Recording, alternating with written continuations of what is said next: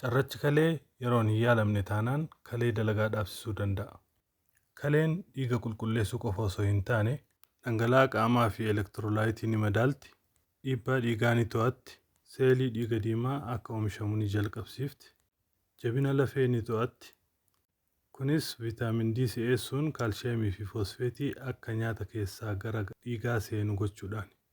Kaleen yeroo dhiiga qulqulleessitu ashaboo fi albuudonni gara fincaanii bahan walitti kuufamuun yeroo booda carracha uumuu danda'u.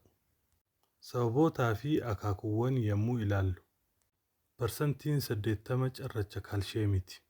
Kaalsheem ogzaaleetii fi kaalsheem foosfeet jedhamu.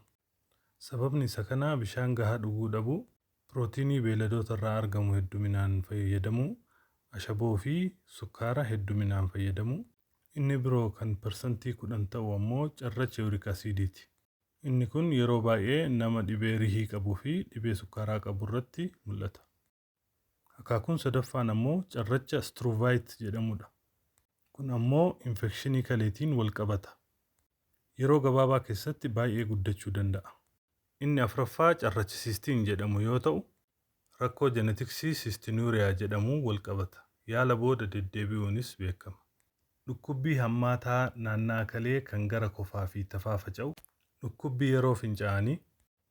Fincaan diimachuu. Fincaan jarjarsuu garuu hammi bahu gahaa ta'uu dhabuu.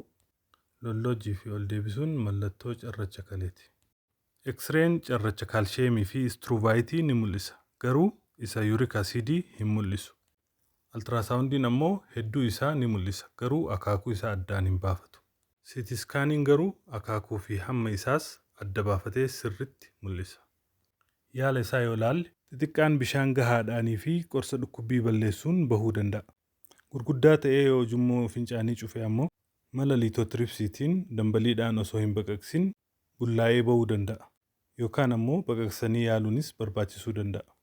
Akka deebi'een dhufnee fi durumaa akka hin uumamne akkamiin ittisna? Bishaan liitira 2.5 hamma 3 sa'a 24 keessatti fayyadamuu. Ashaboo giraamii 5 ol fayyadamuu dhabuu. Kaalsheemii ammoo guyyatti giraamii 2 ol fayyadamuu dhabuu. Viidiyoo itti aanuun waa'ee infekshinii kalee qabadhee dhiyaadha.